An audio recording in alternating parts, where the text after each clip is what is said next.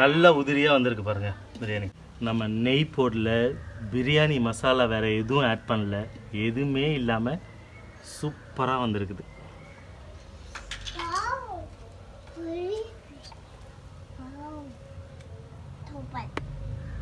நாட்டுக்கோழி பிரியாணி மசாலா எல்லாம் ரெடியாக எடுத்து வச்சுருக்கோம். இதை வர சட்டியில் போட்டு அப்படியே லைட்டாக வறுத்துக்க போகிறோம். காஞ்ச மிளகாய் போட்டாச்சு. இதை எல்லாமே லைட்டாக வறுத்துக்க போகிறோம். சுருள் பட்டை, சுக்கு, கிராம்பு, கல்பாசி, ஸ்டார் அனைஸு, லவங்கம், ஏலக்காய் ஒரு 10 ஏலக்காய்.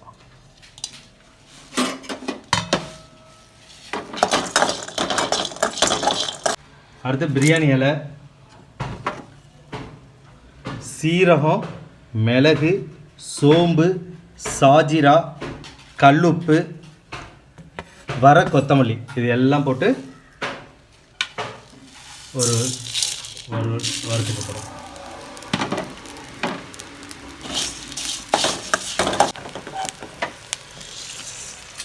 எல்லாம் வறுத்து எடுத்தாச்சு. இதை மொத்தமாக ஒரேதான் அரைச்சி, தண்ணி விடாமல் அரைச்சி பவுடராக எடுத்துக்க போகிறோம்.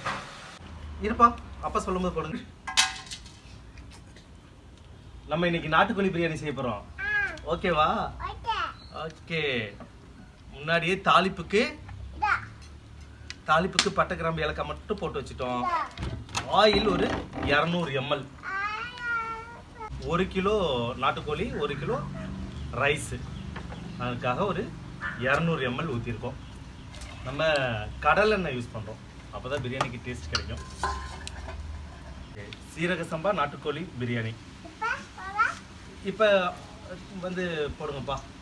400 கிராம் ஆனியன் கட் பண்ணி வச்சுருக்கோம்.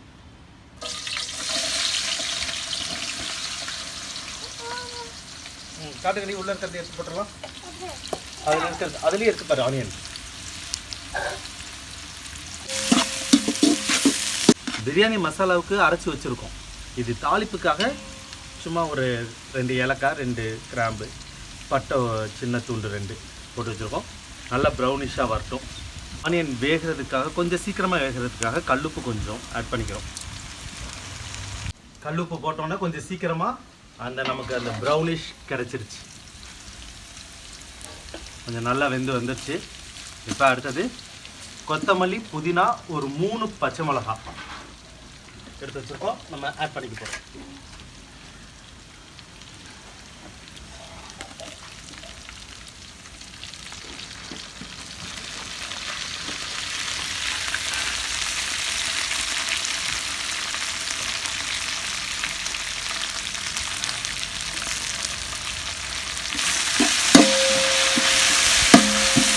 கொத்தமல்லி, புதினாலாம் அந்த ஆனியன் கூட சேரும்போது ஒரு வாசம், அப்படியே நல்ல ஒரு வாசம் வருது.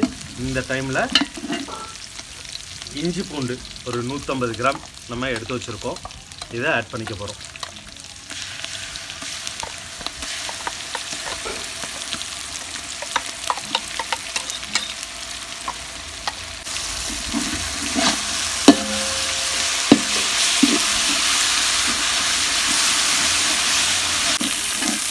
இஞ்சி பூண்டோட அந்த பச்சை வாடை போனதுக்கப்புறமா காஷ்மீரி ஒரு ஸ்பூன் ஆட் பண்ணிக்க போகிறோம்.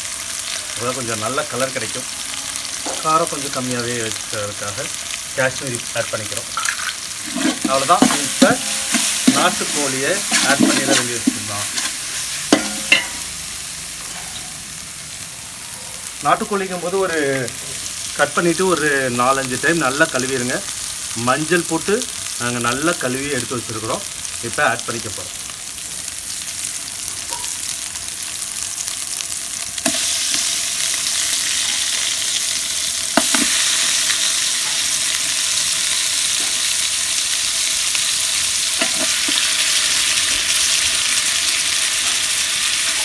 ஒரு 1 கிலோ நாட்டுக்கோழியை நல்லா கழுவி எடுத்து வச்சுருக்கோம். நல்லா பரட்டி விடணும். அந்த மசாலா கறியில் எல்லா பக்கமும் படணும். அந்த அளவுக்கு நல்லா பரட்டி விட்டு வேக வைக்கணும். அப்போ தான் கறியில் நல்லா இறங்கி இருந்தால் தான் சாப்பிடும்போது நல்லாயிருக்கும். மசாலாவை நல்லா பிரட்டியாச்சு. இங்கே பாருங்கள், சைடுல எல்லாம் அப்படியே எண்ணெய் பிரிஞ்சு வந்துக்கிட்டு இருக்குது. நல்லா இது எண்ணெயிலையும் மசாலாலையும் நல்லா கறி வேகட்டும். ஏன்னா இது பிராய்லர் சிக்கனாக இருந்துச்சுன்னா நமக்கு இப்படிலாம் அவசியமே கிடையாது, போட்டோன்னே வெந்துடும். பட் நாட்டுக்கோழிக்கு வேகிறதுக்கு கொஞ்சம் நேரம் ஆகும். அதனால் எண்ணெயிலேயே கொஞ்சம் நல்லா வேக வச்சுக்கலாம். அப்பப்போ தட்டி விட்டுக்குங்க, இல்லைன்னா அடி பிடிச்சிடும்.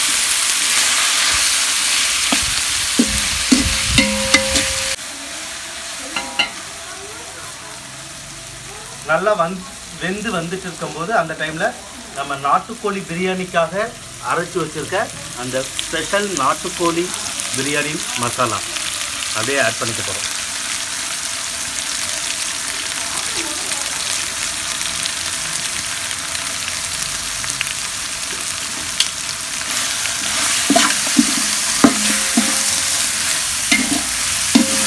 இதெல்லாம் எண்ணெயிலே ஆட் பண்ணிடணும். தண்ணி ஊற்றுனதுக்கப்புறமெல்லாம் ஆட் பண்ணிட்டு இருக்கக்கூடாது. எண்ணெயிலே ஆட் பண்ணோம்னா தான் அந்த மசாலாவோட பச்சை ஸ்மெல்லும் போகும். நம்ம ஏற்கனவே வறுத்து தான் அரைச்சி வச்சுருக்கோம், இருந்தாலும் எண்ணெயில் ஆட் பண்ணிட்டோம்னா இந்த கறியில் எல்லாத்துலேயும் நல்லா இன்ஃப்யூஸாக உள்ளே நல்லா இறங்கியிருக்கும். பிரியாணி சாப்பிடும்போது கறியும் நல்லாயிருக்கும். சாப்பிட்றது டேஸ்ட் அப்படியே நல்லா நாட்டுக்கோழி சுக்கா மாதிரி ரெடியாகி வந்திருக்குது. ஓகே, இந்த டைமில் நம்ம தக்காளி ஆட் பண்ணிக்க போகிறோம். முன்னாடியே ஆட் பண்ணியிருந்தோம்னா தக்காளி அவ்வளோ ஆட் பண்ணியிருந்தால் நாட்டுக்கோழிங்கவும் வேகாது. அதனால் கொஞ்சம் எண்ணெயிலேயே நல்லா வணங்கினதுக்கப்புறமா இந்த பாருங்களேன், அப்படியே இந்த ஸ்டேஜில் வேணும்னா அப்படியே வறுவல் மாதிரி சுக்கா மாதிரி வச்சு சாப்பிட்றலாம். ஓகே, நல்லா பெரிய பீஸாக இருந்தாலுமே சூப்பராக நல்லா வெந்திருக்குது. ஓகே, இப்போ நம்ம ஒரு 400 கிராம் தக்காளி ஆட் பண்ணிக்க போகிறோம்.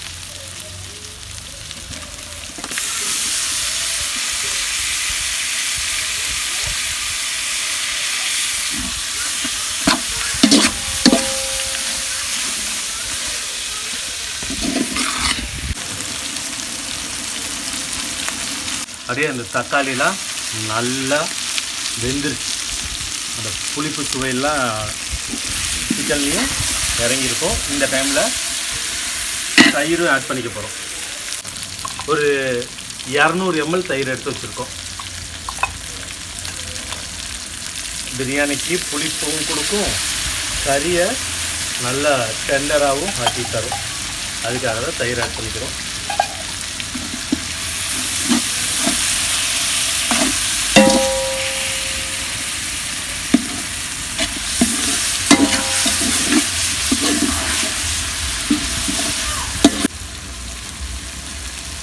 தயிர் ஆட் பண்ணதுக்கப்புறமா ஒரு லெமன், ஃபுல் லெமன் ஆட் பண்ணிக்க போகிறோம்.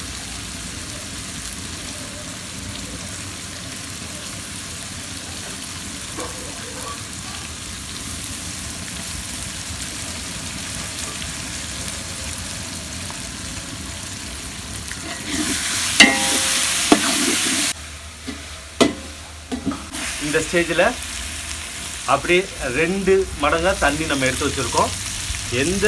எந்த கப்பில் அரிசி அளக்கிறோமோ அதே கப்பில் 2 மடங்கு தண்ணி நம்ம எடுத்து வச்சுருக்கோம்.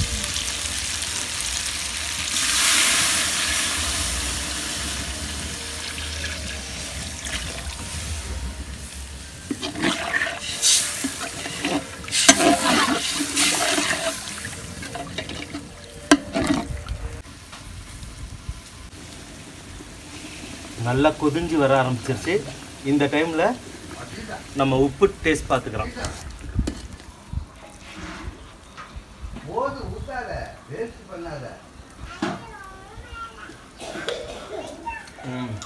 அந்த புளிப்புலாம் நல்லாவே இருக்குது. காரம் நம்ம கம்மியாக தான் போட்டுருக்கோம், காரமே ஆட் பண்ணல. உப்பு கரெக்டாக இருக்குது. இன்னும் ஒரு பிஞ்சு ஆட் பண்ணோம்னா ரைஸ்க்கும் கரெக்டாக இருக்கும். கொஞ்சம் ஆட் பண்ணிக்கலாம்.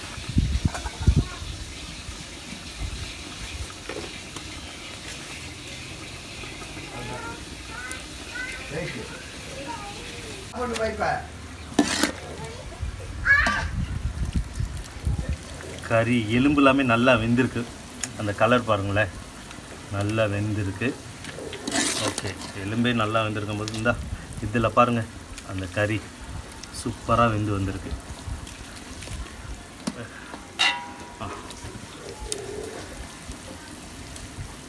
ஓகே, இப்போ நம்ம ரைஸ் ஆட் பண்ணிக்க போகிறோம்.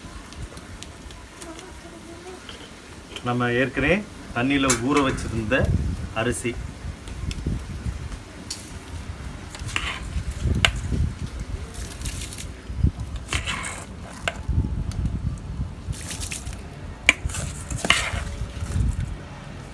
சீரக சம்பா அரிசி. ஓகே, அரிசியை போட்டோன்னே எல்லா பக்கமும் அப்படியே நல்லா கிண்டி விட்டுருவோம். பொறுமையாக கிண்டணும். போட்டு வேகமாக கிண்டிட்டு இருந்தோம்னா அரிசி உடஞ்சி போய் குழஞ்சி போன மாதிரி ஆயிடும். பிரியாணி லைட்டாக குழஞ்சிருந்தாலும் நல்லா தான் இருக்கும். இருந்தாலும் அரிசி உடஞ்சிருந்தால் அது நல்லா இருக்காது. அதனால் பொறுமையாக எல்லா பக்கமும் கிண்டி விடணும். நல்லா கொதியும் போது அப்பப்போ அடியில் கிண்டி விட்டுறணும், இல்லைன்னா அடி பிடிச்சிரும். அப்படியே பொறுமையாக எல்லா பக்கமும் கிண்டி விட்டுட்டா அடி பிடிக்காமல் வரும் பிரியாணி. ஓகே, இப்போ அரிசியும் அந்த மசாலா தண்ணியும் ஈவனாக வந்துருச்சு. இந்த டைமில் நம்ம தம்மை போட்டு இறக்கிட வேண்டியதான்.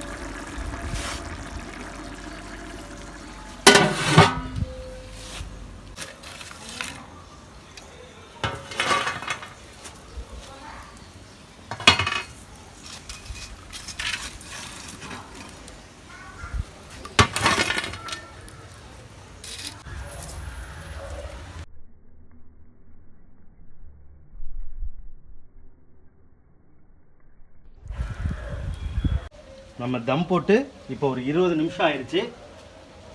இப்போ தம்மை எடுக்க போகிறோம். இன்னைக்கு அது இல்லைப்பா, எதுவும் பண்ணாதீங்க, அதில் எடுக்கணும். இன்னைக்கு பக்கத்தில் வந்துடாதீங்க. நீ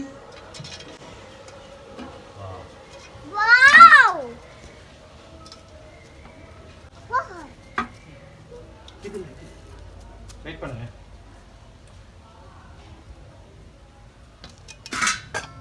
ஓகே,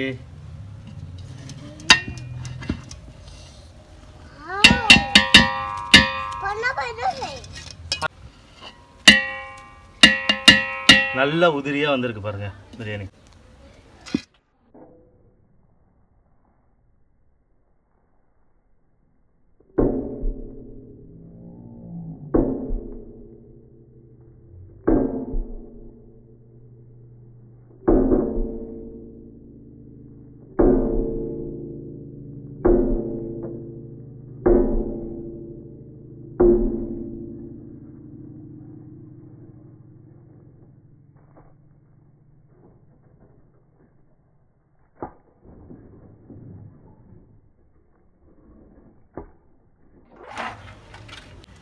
நம்ம நெய் போடல, பிரியாணி மசாலா வேறு எதுவும் ஆட் பண்ணல, எதுவுமே இல்லாமல் சூப்பராக வந்திருக்குது.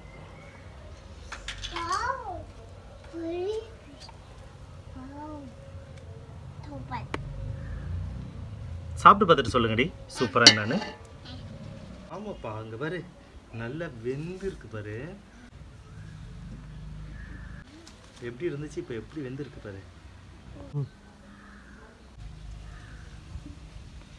இங்கிரியா? ம், சரி. இன்னைக்கு சாப்பிட்றியாப்பா? இருங்க, நல்லா ஊதி தரேன், சூடாக இருக்கும்.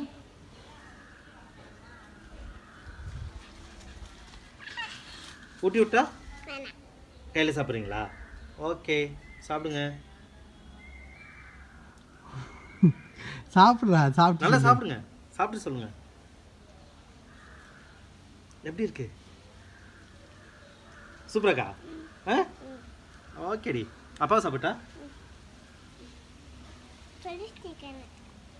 எடுத்துக்கோ. இந்த உப்பு எல்லாம் சூப்பராக வந்திருக்குது. நைஸ்.